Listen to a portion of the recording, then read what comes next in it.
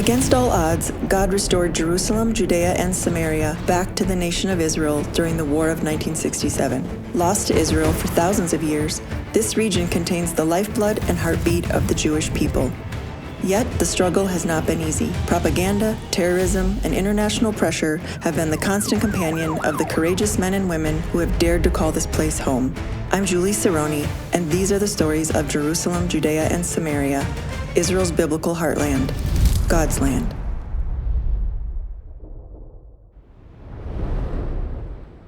Hi, Avi. It's so great to be with you. Would you share your story with us? How did you come to Judea and Samaria, and how did you wind up working with Christians and Jews? So it's quite a history there.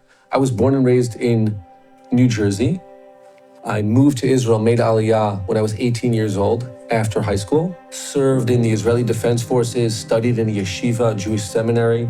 My wife and I moved here in 2005. It was a few years later, the founding father and mayor of the city of Ariel, Ron Nachman, who we both knew very well, he was looking for somebody to run an Aliyah program from the United States to Ariel.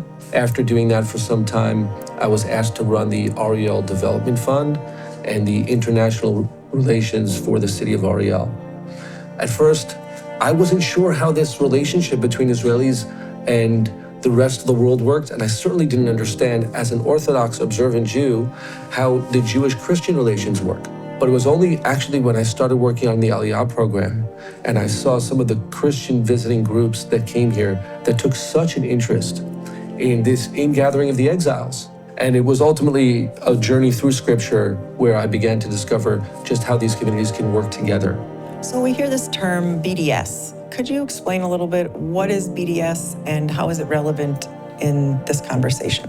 BDS has claimed to wage economic warfare on Israel with a focus on Judea and Samaria.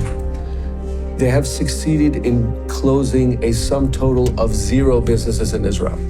But BDS has had some successes, and it's the fact that everyone's heard about BDS, or so many people have heard about them, and it's in their building their reputation, and their attempt ultimately, if they're trying to harm Israel economically, they lose.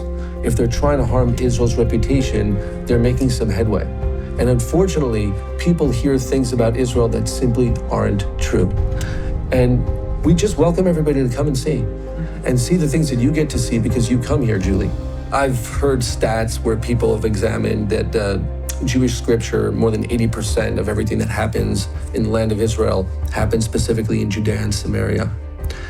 Judea and Samaria is the biblical heartland of the biblical heartland. This is the same area that's coming under the greatest scrutiny. It's the most delegitimized area of Israel. As far as we're concerned here, the Jewish presence is a source of blessing, not only for itself, but for our neighbors, for the world. There's nothing condescending about it. It's simply we're here to serve. We're here to provide those opportunities. And we do that best when we're replanted on the land that was promised to our forefathers.